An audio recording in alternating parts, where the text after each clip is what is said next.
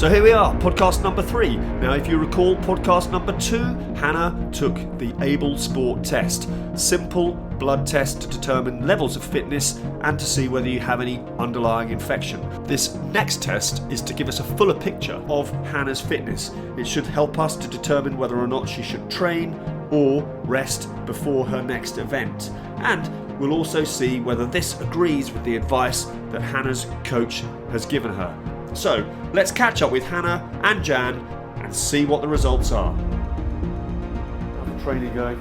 Yeah. So last time was 2 weeks ago, wasn't it? I think 2 weeks. So since then, I have been increasing my training load quite significantly. I've had 2 big weeks of training. One of those has been out in Spain in the warm weather. There's a chance the Ironman race that I'm doing might be very warm, so we've been out in 38 degree heat trying to run and cycle, of which we learnt lots. So yeah, I've had a couple of weeks of quite heavy training, and I've had one rest day this week, and I'm feeling quite good, touch wood, and I have a race this Sunday, so it'd be good to know where I'm at against the score that we did last time. Looks like an enormous syringe. No. That's nothing to do with. That doesn't go near me then. No. Good.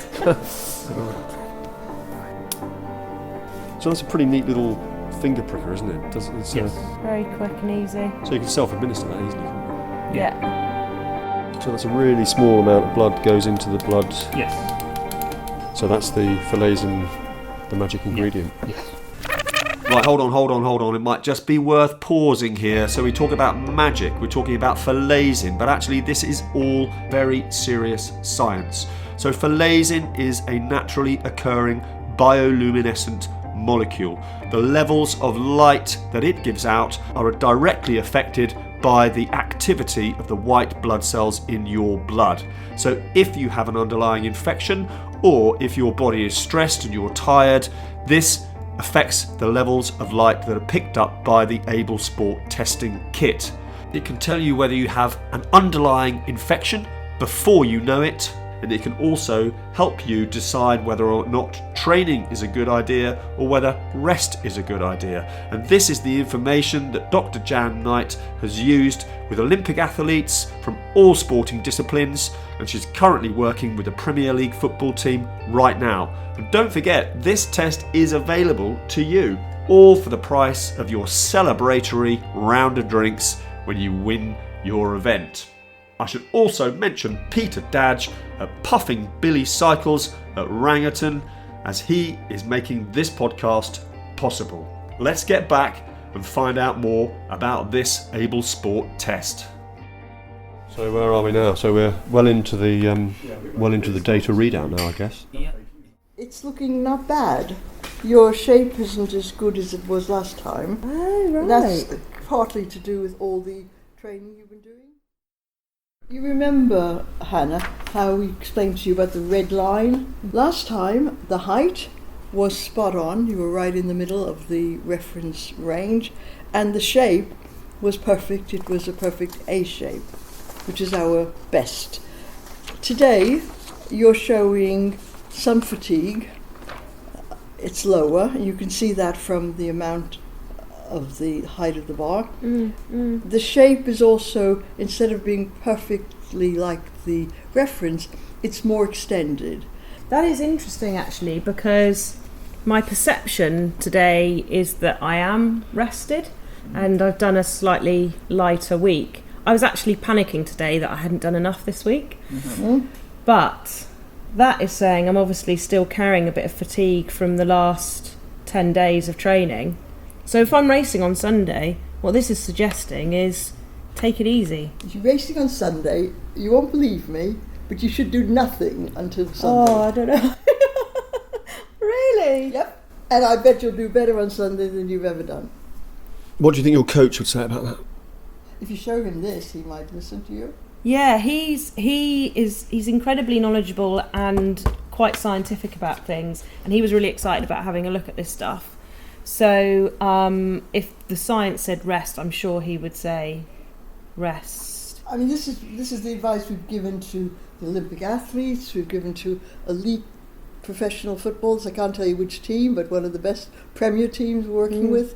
And it's this result, it's knowing whether they're recovering after the strenuous matches or the strenuous exercises. And you've done so well that to do nothing until Sunday will be the best thing for you. That is leaving me feeling panicked. Yeah, okay. So, nothing. Ask your coach to give me a ring. Would you like that? Yeah, that would be good. And be it on my head. Yeah, quiz question. Do you reckon Hannah's going to take Jan's advice? Or not? You can tell the reticence in her voice, can't you? We'll see. But I think what Jan's saying is, you've got to believe the science. There's the data. She's had the test on her blood. The results are virtually instantaneous. Basically saying, you're a little bit more fatigued than you were last time. You need to rest. The question is, how much faith can you put in that test? Jan would say, you need to believe the science. Don't believe what you think. Believe what the data says. Let's have a listen, see how it pans out. You could be more rested. Yeah. Fatigue is a bit dramatic. Certainly compared to the way you were before, it's certainly showing more fatigue. But again, it's relative, and I would say that if you could get your curve closer to the way it was last time, that's spot on. And I know people who, when they see this and they get the results and they know how they feel, these are triathletes like you, and they say, if I know how I feel when it's matching that curve. Yeah. And then having this as a guide, because they were kidding themselves, I didn't do enough or I did too much. You have done enough. Now you need to believe in this and not believe in what you think you should, because there's no point in taking the test if you're going to do what you think you should be doing.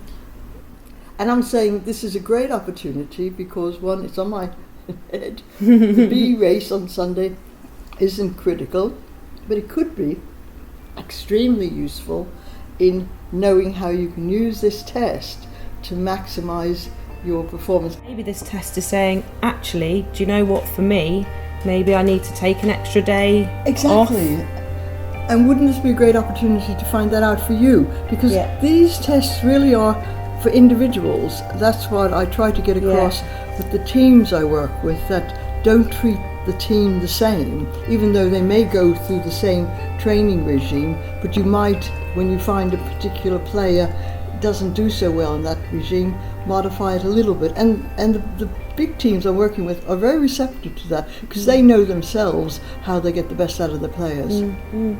So have a go at this. Okay, I will rest. I will rest. So there we go.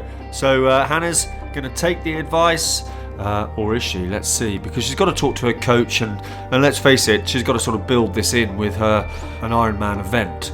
So anyway, let's catch up with Hanna after her race.